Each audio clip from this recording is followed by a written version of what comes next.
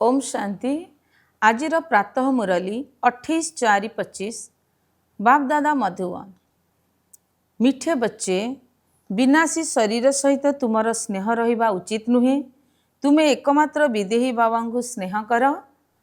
देह को देखुले मध्य देख नाही। प्रश्न, बुद्धि को स्वच्छ पवित्र करिवार पुरुषार्थ कौन? स्वच्छ बुद्धिर लक्षण कौन? उत्तर, देही अभिमानी हेबा द्वारा ही बुद्धि स्वच्छ होता है। यही भली देही अभिमानी संतान माने निजको आत्मा माने करी एकमात्र बाबा को ही स्नेह करि थांदी, बाबा ठारू ही शुणी थांदी। किंतु जो माने मूढ़मती अटंती से माने देह को स्नेह करि थांदी, देह को ही श्रृंगार करू थांदी। ओम शांति। ओम शांतिर शब्द किए कहउछंती एवं किए शुणुछंती? अन्य सत्संग रे तो जिज्ञासु माने शुणी था, कहिबे अमुक महात्मा किंबा अमुक गुरु शुणाइले, किंतु एठारे परमात्मा शुणाउछंती एवं आत्मा शुणुछि। तेबे यह नुआ कथा ना? एठारे देही अभिमानी हेबाकू पड़िबो, किंतु केही केही एठारे मध्य देह अभिमानी होई बसी थांती। वास्तव में तुम मानकू देही अभिमानी होई बसिबा आवश्यक। मु आत्मा यही शरीर रे विराजमान करिछि। शिव बाबा आमको बुझाउछंती, एई कथा बुद्धि रे भल भाव मन रखिबा आवश्यक। मोर बा आत्मार संबंध परमात्मा सहित रही। परमात्मा आसी यही शरीर द्वारा शुणाउछंती। तेणु ये ब्रह्मा हेले दलाल अर्थात मध्यस्थी। तुमको शिव बाबा बुझाउछंती, ब्रह्मा बाबा को मध्य शिव बाबा देउछंती। तेणु बुद्धि तांका आड़ू को जीवा दरकार। धरिनिय कौनसी पितांकर 5-7टी पिला अछंती, तेबे सेमानकर बुद्धि योग मध्य पिता आड़ू को जीव ना। कारण संपत्ति तांको ठारू मिली थाए, भाई ठारू तो संपत्ति मिली न थाए। संपत्ति केवल पितांको ठारू ही मिली थाए। तेबे आत्मा को मध्य आत्मा ठारू संपत्ति मिली न थाए। तुमे जानिछ आत्मा रूप रे आमे सबु भाई भाई अटू। आम समस्त आत्मा मानकर संबंध एकमात्र परमपिता परमात्मा सहित रही। सी कहउछंती केवल मते ही मने पकाओ, केवल मो सहित प्रीति रख। रचना संतान मानक सहित प्रीति रख ना। देही अभिमानी हुओ। जदि मो बिना अन्य कौनसी देहधारी मानक मने पकाउछ, तेबे ताकू देह अभिमान कुहाजिबो। जदिओ ही ब्रह्मा देहधारी तुम सम्मुखरे अछंती, किंतु तुमे यांकू देख नाही। तुम मानकर बुद्धि रे केवल बाबांकर स्मृति रहिबा दरकार। लोक माने तो केवल कथा को मात्र भाई भाई बोली कहउछंती, किंतु एबे तुमे माने जानुछ जे आमे समस्ते परमपिता परमात्मांकर संतान अटू। संपत्ति मध्य परमात्मा पितांक ठारू ही मिलिछि।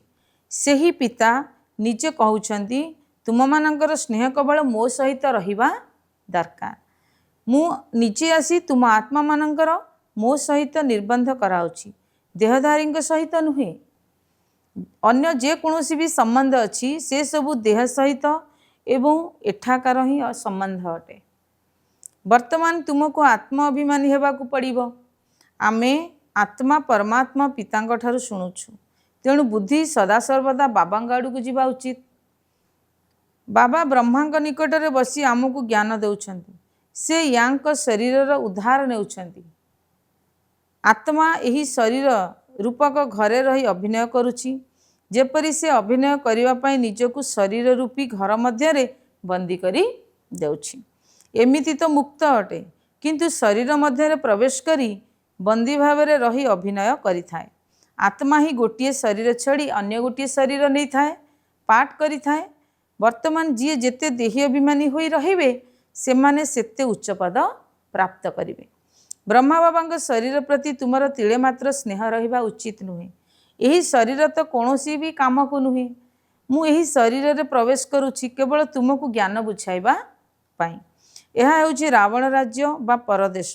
सेथिपई रावण को जलाई थांती, किंतु किछि बुझी न थांती। चित्र आदि जहाँ भी किछि तैयारी करुछंती, से सबुर अर्थ को जानती नहीं। संपूर्ण मूढ़मती अटंती। रावण राज्य रे समस्त मूढ़मती हो जाउछंती, कारण समस्त भितर देह अभिमान रही ना। समस्त तुच्छ बुद्धि हो जाउछंती। बाबा कहउछंती जे मूढ़मंती होइथिबे सेमाने देह को मने पकेइबे, देह सहित स्नेह रखिबे। जे स्वच्छ पवित्र बुद्धि होइथिबे सेमाने निजको आत्मा भावी परमात्मा को मने पकाइबे एवं तांकठारु ही शुणिबे। एथिरे ही कष्ट करने को पड़ी थाए। ये तो बाबांकर रथ, तेणु बहुतंकर यहाँ सहित स्नेह हो जाइछि। जेपरि हुसैनकर घोड़ा को केते सजाई थांती, किंतु समस्त महिमा तो हुसैनकर ना, घोड़ार तो महिमा होई न थाए। तेबे निश्चित भाव में मनुष्य शरीर रे ही हुसैनर आत्मा प्रवेश करिथिबो ना। सेमाने मुसलमान माने ए सबु कथा को जानती नाही। वर्तमान यह राजस्व अश्वमेध अविनाशी रुद्र ज्ञान यज्ञ कहा जाउछि। अश्वर नाम शुणी सेमाने बा लोक माने घोड़ा बोली भाभी नहीं छंती। यह घोड़ा एवं घोड़ा को स्वाहा करुछंती। ए सबु हला भक्ति मार्गर कहानी। तेबे तुमको सुंदर अर्थात पवित्र परम धामर यात्री बाबा ही करिछंती ना। वर्तमान तुम्हें जानुछ आमे प्रथमे गोरा अर्थात पवित्र थिले, पर श्यामल अर्थात अपवित्र होई गले। जो आत्मा माने प्रथमे आसी थांती तो सेमाने प्रथमे सत्व प्रधान थांती, पर सत्व रज तम अवस्था को आसंती। पुणी बाबा आसी समस्त को सुंदर कर दियंती। जो माने भी धर्म स्थापन करिबा पई आसंती प्रथमे सेमाने पवित्र थांती, पर काम अग्नि रे जली कला अर्थात पतित हो जाती। प्रथमे सुंदर पुणी श्यामल हो जाती।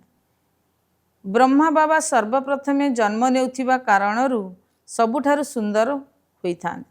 एमानंकु लक्ष्मीनारायण भली प्राकृतिक सौंदर्य आउ कहार होई पारिबो नाही। यह ज्ञानयुक्त कथा अटे। जदिओ क्रिश्चियन माने भारतवासी ठारू सुंदर काहींकि ना पाश्चात्य देशर निवासी अटंती, किंतु सत्ययुगर तो प्राकृतिक सौंदर्य थाए। आत्मा एवं शरीर दुईटी जाक सुंदर थाए। वर्तमान तो समस्ते श्यामल बा पतित, पुणी बाबा आसी समस्त को सुंदर बा पवित्र करुछंती। प्रथमे सत्व प्रधान पवित्र होइथांती, पुणी तळकु खसी खसी काम अग्नि रे जली कला होई जांती। वर्तमान बाबा आसीचंती समस्त आत्मा मानकु पवित्र करिबा पई। बाबा को मने पकैले ही तुमे पवित्र होई जीवो। सेथिपई जनकु ही मने पकैबाकु हबो। देहधारी सहित प्रीति रखिबा उचित नुहे। बुद्धि रे एक कथा रहू जे मु एकमात्र बाबांकर अटे, से ही मोर सबुकिछि अटंती। एही आखिरे जहाँ किछि देखा जाउछि सबु विनाश होई जीवो। एही आखि मध्य नष्ट होई जीवो। परम पिता परमात्मा को तो त्रिनेत्री कहा जाउछि। तांकर ज्ञानर तृतीय नेत्र अछि, तेणु त्रिनेत्री त्रिकालदर्शी त्रिलोकीनाथ यही उपाधि मान तांकु ही मिलिछि। वर्तमान तुमको तीन लोकर ज्ञान मिलिछि, पुणी यह गुप्त होई जीवो। जहाँ पाखरे यही ज्ञान अछि सी ही आसी देउछंती। तुमको बाबा 84 जन्मर कहानी सुनाउछंती। बाबा कहउछंती निचको आत्मा माने कर, मु तुमको पवित्र करिवा पई एही शरीर रे प्रवेश करिछि। मते मने पकाइले ही तुमे माने पवित्र होई जीवो। अन्य काहाकू मने पकाइले सत्व प्रधान होई पारिबो नाही। यदि पाप खंडन न होबो तेबे कुहा जीवो विनाश काल रे विपरीत बुद्धि बा विनश्यंती। लोक माने तो बहुत अंधविश्वास रे बुड़ी रहिछंती। देहधारी मानक ठारे ही मोह रखिछंती। एबे तुमको आत्म अभिमानी हेबाकू पड़िबो। केवल जनक ठारे ही मोह रखिबाकू हबो। यदि अन्य काठारे मोह रखिबो तेबे बाबांग सहित विपरीत बुद्धि होई जीवो। बाबा केते बुझाउछंती, केवल मते ही मने पकाओ, एइथिरे ही मेहनत करिवाकू पड़िबो। तुमे माने तो कहूथिलो आम पतित मानकू आसी पवित्र कर, तेबे पवित्र तो बाबा ही करिथांती। तुम पिला मानकू 84 जन्मर इतिहास भूगोल बाबा ही बुझाउछंती। ताहा तो सहज ना। बाकी जोगर विषय ही कठिन रु कठिन हटे। बाबा सहित जोग लगाइबारे केही भी हुशियार नुहंती। तेणु जो संतान माने जोगरे प्रवीण नुहंती सेमाने जेपरि पंडित अटंती। ज्ञान रे केते भी प्रवीण होइथिले मध्य जोगरे न रहिले तांको पंडित कहा जिवो। बाबा पंडितर गोटिए कहानी सुनाई थांती ना। निश्चिंत जहाकू परमात्मा को कथा सुनाइले से व्यक्ति परमात्मा को मने पकाइबा नदी पारी होईगला। किंतु पंडित पारी होई पारिले नाही। यही पंडितंकर दृष्टांत मध्य तुम मानक पई अटे।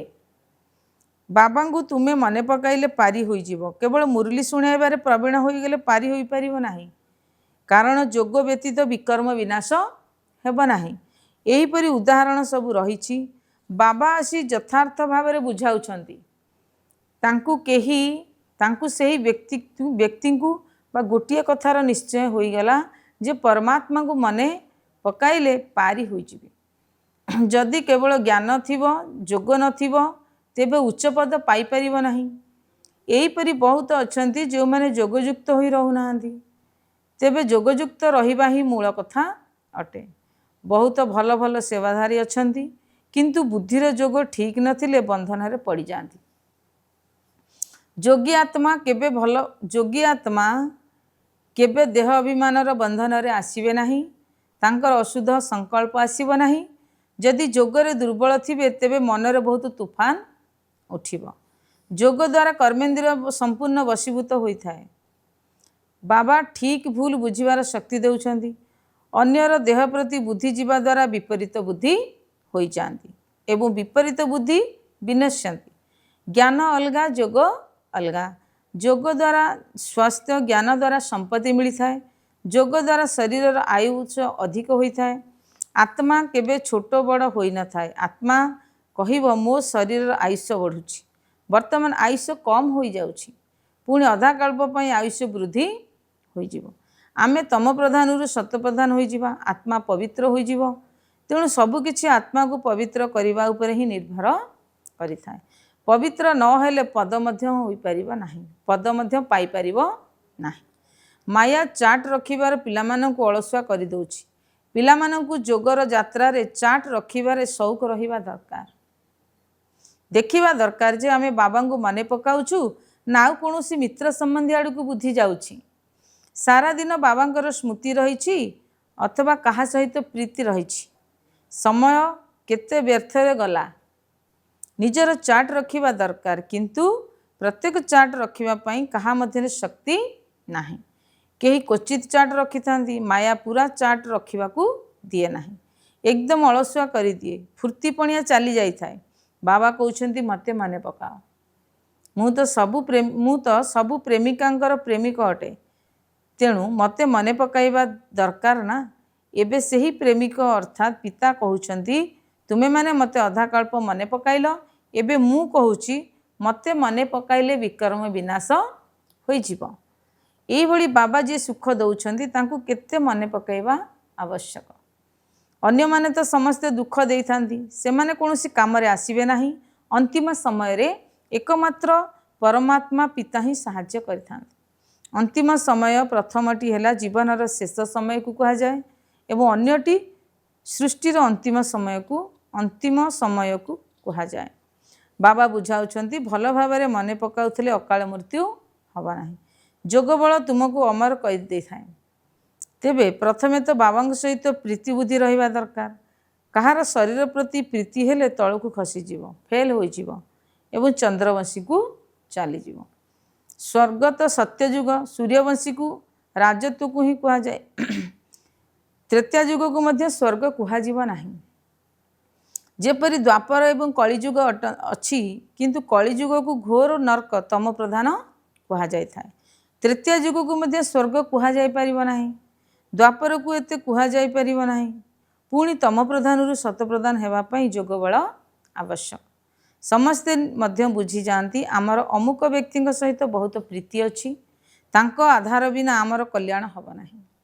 तेबे एही भली अवस्था रे जदि मरी जाती तेबे कौन गति हब? विनाश समय विपरीत बुद्धि बा विनश्यंती होता कहा जाए। से माने धूली छाई अर्थात निकृष्ट पद पाई था। आजिकल दुनिया रे फैशन मध्य बहुत बड़ विपद अटे। निज प्रति आकर्षित करने पई शरीर को केते सजाई थांती। वर्तमान बाबा कहउछंती कहार नाम रूप फसी जाओ नहीं। लक्ष्मी नारायण ड्रेस देख केते राजकीय, ताहा हैला स्वर्ग बा शिवालय, यह कहा जाए बेश्यालय। यही देवी देवता मानक आगे जे कहती आमे बेश्यालय रे रहीछु। वर्तमान तो फैशन एभली विपदपूर्ण हो गलानी जहाँकि समस्तर ध्यान आकर्षित हो जाउछि। पुणी सेमानक रूप में आकर्षित होई अपहरण करी नहीं जाउछंती।